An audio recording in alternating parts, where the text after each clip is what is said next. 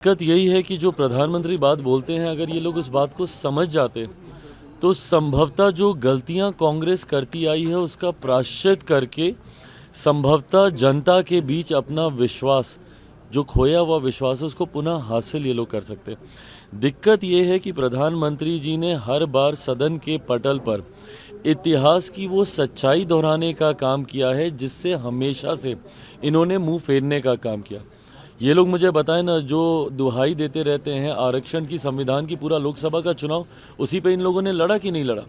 उस चुनाव में जिस तरीके से आरक्षण संविधान बोलते रहे, क्या सन 75 में आपातकाल लगाकर संविधान की हत्या नहीं की गई थी? संविधान का अगर सही मायनों में कोई काला अध्याय है तो वो सन 75 का आपातकाल है कि नहीं? ये लोग बताएं ना कि क्या नेहरू जी की जो सोच आरक्षण को लेकर थी, जो पत्र उन्होंने देश के विभिन्न राज्यों के मुख्यमंत्री को लिखा, क्या वो सोच उनकी नहीं थी?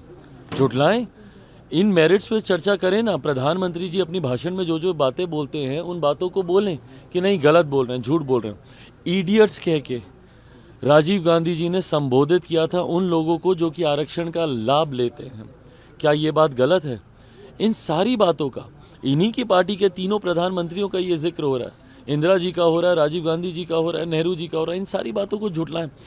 हकीकत है कि कांग्रेस एक अपने ही हवा महल में रह रही है, जहाँ पे इनको लग रहा है कि जो ये कहते हैं वही सत्य है, जबकि इतिहास को अगर पलट के देखा जाए तो जो गलतियां कांग्रेस ने की है, तभी कांग्रेस जैसी पार्टी 150 साल पुरानी पार्टी का आज ये हर्ष हो गया है कि वो 150 सीटें नहीं जीत पा रही है। जब तक ये लोग अपनी इस गलती को समझेंगे नहीं, कांग्रेस का रिवाइवल, अब तो सर्वाइवल ही मुश्किल है तो रिवाइवल तो क्या ही होगा। 2500 रुपए देंगे, मेरी सरकार आएगी, तेजस्वी ने कहा है, माई बहन योजना उन्होंने। तो अभी तक किनकी सरकार थी भाई, बताए ना। 90 का पूरा दशक याद कर ले, इन्हीं के परिवार के 2-2 मुख्यमंत्री थे। उस वक्त तो उनको याद नहीं आई, उस वक्त तो ना उनको माई याद आई ना बहन याद आई। उस वक्त तो इनको सिर्फ अपना माई समीकरण याद आता था, जिसमें जातीयता के आधार पर और सांप्रदायिकता के आधार पर ये लोग लोगों को बांटने का काम करते थे। और जिन माई बहन की ये लोग बात कर रहे हैं, जब इनकी पार्टी के लोग उनको गाली देते हैं, मेरे ही परिवार में मेरी माँ बहन को गाली दी गई थी कि नहीं दी गई थी, तो ये लोग उनको सम्मान निधि देने की बात करते हैं, जिनको मौखिक सम्मान देना तो दूर, गाली गलौज ये लोग करने का काम करते हैं। बिहार की जनता इन बातों को अच्छी तरीके से जानती है और ये उन्हीं योजनाओं की कॉपी कर रहे हैं ना, जो हमारी सरकार अलग अलग राज्यों में, जो हमारी सरकार के द्वारा किया गया, एनडीए की सरकारों के द्वारा किया गया। बिहार की जनता जानती है कि जब आप सत्ता में आते हैं तो आपकी भाषा अलग होती है। आज इनको हर कदम पर इनको विशेष राज्य का दर्जा याद आता है। क्यों नहीं वो दर्जा याद आया था जब केंद्र में इनकी सरकार थी और इनके मंत्री थे? क्यों नहीं उस वक्त इन्होंने यूपीए की सरकार में मनमोहन सिंह जी से मांग की? 10 साल तक ये लोग थे ना उस सरकार के साथ, केंद्र में सरकार थी, क्यों नहीं उस वक्त इन्होंने मांग की? और क्यों नहीं इन्होंने बिहार में विशेष राज्य का दर्जा दिलवा दिया? तो विपक्ष में जाएंगे तो इनकी भाषा बदलती है, सत्ता पक्ष में आएंगे तो इनकी बोली बदल जाती है। और इनका यही चरित्र जो है ये बिहार की जनता समझ चुकी है, इसलिए इन पर अब विश्वास नहीं है। मणिपुर में दो बिहारियों की हत्या की गई है जो गोपालगंज के रहने वाले हैं। मणिपुर में 2 बिहारी की हत्या की गई जो गोपालगंज के रहने वाले हैं, कैसे देखते हैं?